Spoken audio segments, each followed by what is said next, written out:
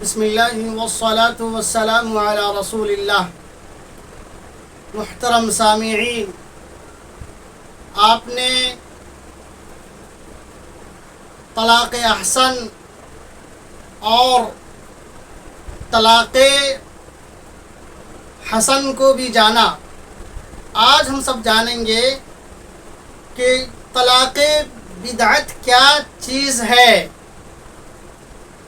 اور طلاق کے متعلق خود نبی کریم صلی اللہ علیہ وسلم نے فرمایا، ابغض الحلال الی اللہ تبارک و تعالی، یا کسی روایت میں فرمایا عند اللہ الطلاق فرمایا۔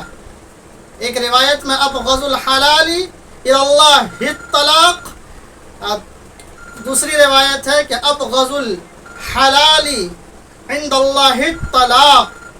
تو حلال چیزوں میں اللہ تبارک و تعالیٰ کو سب سے جو ناپسندیدہ اور مکروہ چیز ہے وہ طلاق ہے، کہ اللہ تبارک و تعالیٰ کو سب سے ناپسندیدہ چیز طلاق ہے۔ شروع میں یہ بتایا گیا کہ اللہ تبارک و تعالیٰ دنیا کا نظام قائم کرنے کے لیے تبادل و تناسل کا سلسلہ قائم و دائم فرمایا، لیکن اگر کوئی شخص اس کو ختم کرے، توڑے بلا کسی عذر کے، تو ظاہر سی بات ہے وہ مجرم ہوگا۔ اس میں سے ایک طلاق بدعت ہے، جو خود اپنے آپ میں بڑا ہی ناپسندیدہ ہے۔ جو شخص طلاق بدعت دیتا ہے تو گناہ میں ملوث ہوتا ہے، گناہ کا کام کرتا ہے۔ بہرحال اگر ایک تین طلاق ایک ساتھ دے دے تو طلاق تو ہو جائے گی، واقع ہو جائے گی، لیکن طلاق دینے والا گنہگار ہوگا۔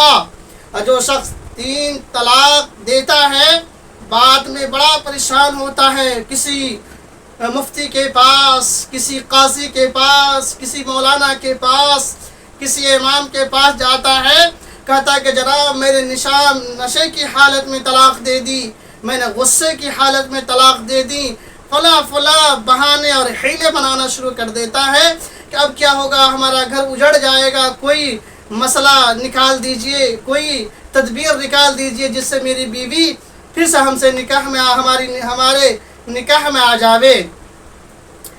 اور پھر وہ افسوس کرتا ہے۔ کیسا افسوس؟ ایک تو آپ نے اسلام کا کھلواڑ بنایا، اسلام کا استہزاء کیا، جس سے اسلام آپ کو منع کر رہا ہے وہ کام آپ کر رہے ہیں، اور پھر بعد میں آپ کہتے ہیں کہ ہم نے نشے میں کر دیا اور یہ کر دیا وہ کر دیا۔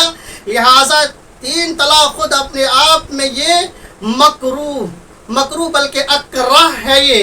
لہٰذا شریعت کا کھلواڑ مت کیجیے۔ اگر آپ کو، اور یہ بتایا گیا پہلے ویڈیو کے اندر کہ طلاق کس حالت میں دینا ہے، کس حالت میں طلاق دینے کی شریعت اجازت دیتی ہے۔